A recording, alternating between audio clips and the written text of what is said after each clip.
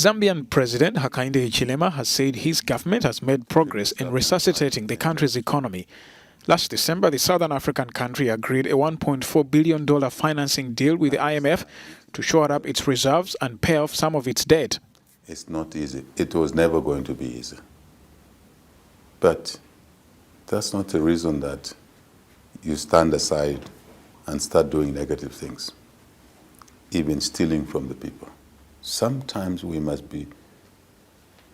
have a sense of shame as leaders, as citizens. Hichilema was elected on the promise of eradicating rampant corruption, reviving the economy and bringing back investors. But Zambia's huge debt stock remains a concern. The debt crisis is one that would have sent a new leadership into a crisis. We didn't.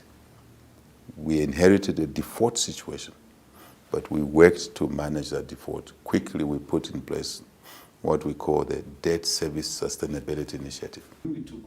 Hichilema beat incumbent Edgar Lungu in the August 2021 election after capitalizing on popular discontent as a result of a troubled economy. Zambia is in a debt crisis.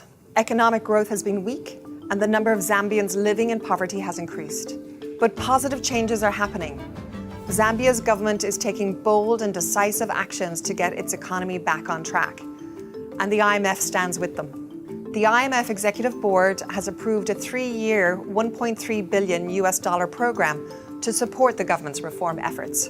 Under this program, to help bring public debt back under control, Zambia's government aims to cut wasteful spending or spending that doesn't help the poor, such as fuel subsidies. At the same time, it will increase tax revenues that can go toward development.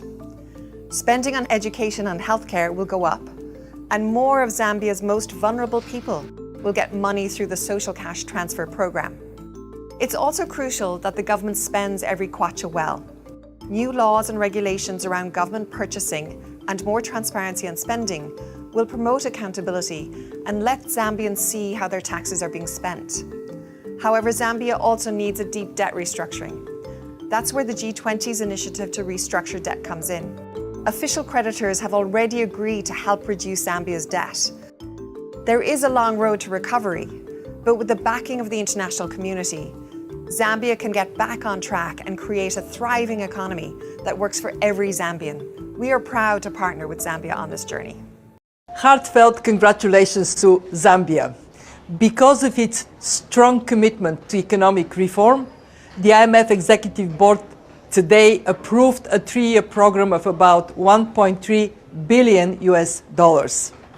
We are proud to support the Zambian government's actions aimed at restoring macroeconomic stability, increasing much-needed social spending, and strengthening economic governance and transparency. Just this year, Zambia has introduced free education and hired 41,000 additional education and health workers and implemented reforms to improve transparency. Today's decision is also a major milestone for the G20 Common Framework. Official creditors committing to help Zambia's debt to bring it to sustainable level, that was essential to approve the fund-supported program. Zambia's official creditor committee has called for private and other official bilateral creditors to commit to comparable debt treatments, and we support that call as well.